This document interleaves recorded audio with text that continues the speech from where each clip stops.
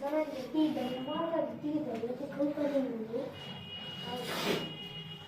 YouTube family में आपका स्वागत है मेरे दोस्त। चलो आज अपन मैथ की ओर चलते हैं। इंपोर्टेंट कुछ क्वेश्चन हैं उनकी तरफ चलते हैं, देखते हैं कि पूर्णांकों के निम्नलिखित युग्मों के HCF और एलसीएम ज्ञात करेंगे। क्या करेंगे अपन? एलसीएम और एचसीएफ ज्ञात करेंगे। देखते हैं जिसका पहला सवाल क्या है। 26 और 51। थोड़ा सवाल आपको दिख रहा होगा छोटे, चलो मैं बड़े अक्षर बना देता हूं। ये हल में लिखेंगे। हल में क्या करेंगे? 26 और 51 का। तो अपन चलते हैं। 26 और 51 देखते हैं अपन इनके क्या करेंगे। अभाज्य गुणनखंड करेंगे। अपन क्या करते हैं, देखिए 26 और 51 को जैसे ही हम परीक्षा में करेंगे तो या तो हम अलग से रफ्कार में कर सकते हैं या साइट में 26 और 51 के कुछ अभाज्य गुणनखंड लिख सकते हैं। देखेंगे 26 के कैसे करेंगे और 51 के, ये दोनों को अपन साइड में लिख लेंगे और साइड में आसानी से करेंगे। 26 को हम देखेंगे कि इकाई अंक अपन जानते हैं कि 0, 2, 4, 6 और 8 जब ये दी होंगी तो अपन 2 का भाग करेंगे। कितने का भाग करेंगे? क्योंकि ये इकाई अंक जब हमारे 0, 2, 4, 6 और 8 आता है तो अपन 2 का ही भाग करेंगे। देखेंगे कि इसमें इकाई अंक 2 है, वो सॉरी इकाई अंक 6, तो इसमें 2 का भाग देंगे। 2 एकम 2, द्वितीय 6। अब 13 किसने से कटेगी? 13 एक अभाज्य संख्या है, 13 से ही कटेगी, तो 13 का 13। अब 91 है तो 91 देखेंगे कितने से कटेगी, तो अपन 2 से कटेगी नहीं, क्योंकि इकाई अंक 1 है। 3 से भी नहीं कटेगी, 4 से भी नहीं कटेगी, 5 से भी नहीं कटेगी, 6 से नहीं कटेगी, 7 से कट जाएगी। 7 एका 7। जब 9 में से जब 7 गए, जब अपन जानते हैं कि 9 में से जब 7 जाते हैं तो बचते हैं 2, तो मान के चलिए 2 के पीछे अपन उतारा है, इस 1 का ले लिए तो संख्या बन जाती है 21। तो 7 है 21, तो कितनी बार गया? 13 बार। ठीक है। अब 13 हमें पता है 13 से ही कटेगी, क्योंकि 13 एक अभाज्य संख्या है। यहां तक कोई दिक्कत नहीं है। देखेंगे अब सबसे पहले हम 26 को देखेंगे। अब 26 के खंड क्या क्या हो रहे थे? 2 इंटू 13। कितना हो रहे थे? 2 इंटू 13। अब 91 के देखेंगे खंड क्या होंगे कि 7 इंटू 13। यहां तक कोई दिक्कत नहीं है। अब देखेंगे कि 26 और 91 का एलसीएम कैसे सीखते हैं। क्या? साइड में हो जा, बैठ जा। ठीक है, यह देखो अब 26 और 91 के एलसीएम और एचसीएफ कैसे निकालेंगे। तो सबसे पहले हम लिखेंगे 26 और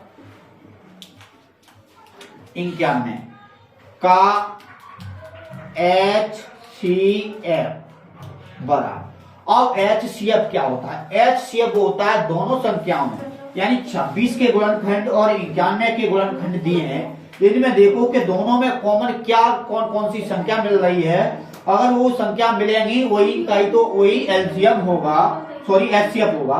तो देखेंगे कि 13 इसमें से मिल रही है और 13 यहां मिल रही है, तो 13 मिल रही है, तो अपन कह सकते हैं कि HCF कितना होगा? 13 हो जाएगा। यहां तक कोई दिक्कत है?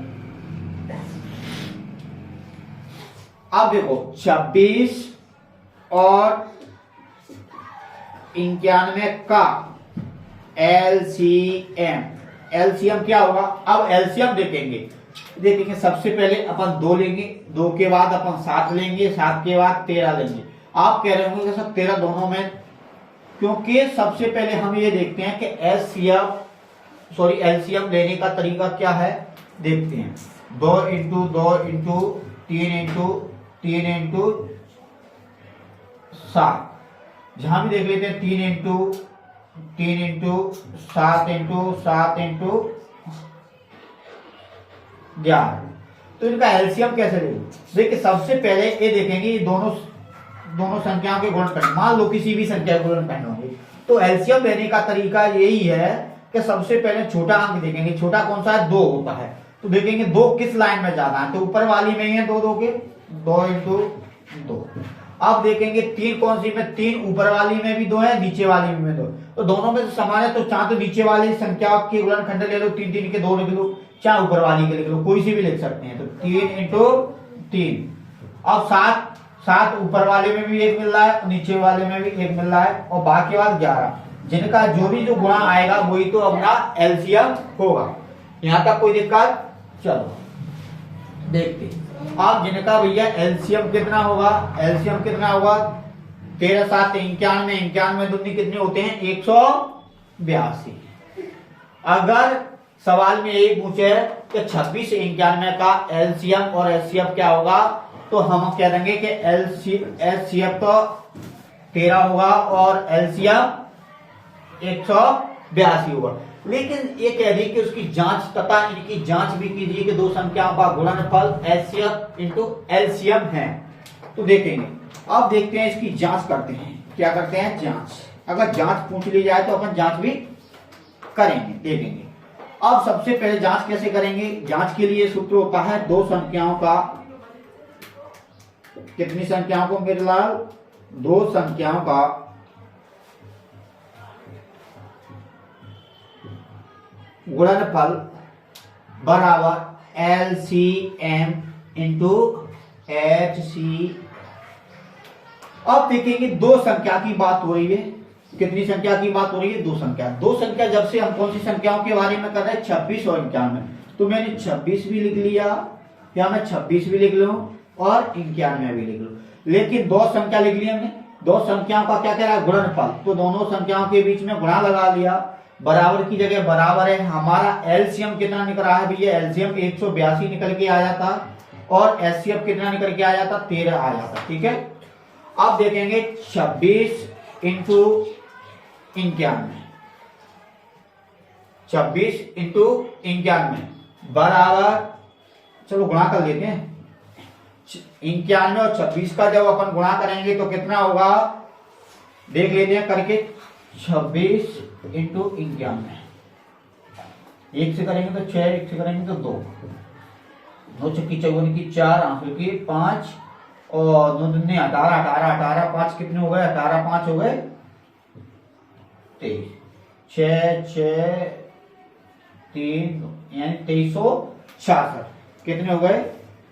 2366। जब 182 और 13 का गुणा करेंगे तो कितना होंगे? ये भी 2366 हो। जब दोनों तरफ समान है तो हम कह सकते हैं जो के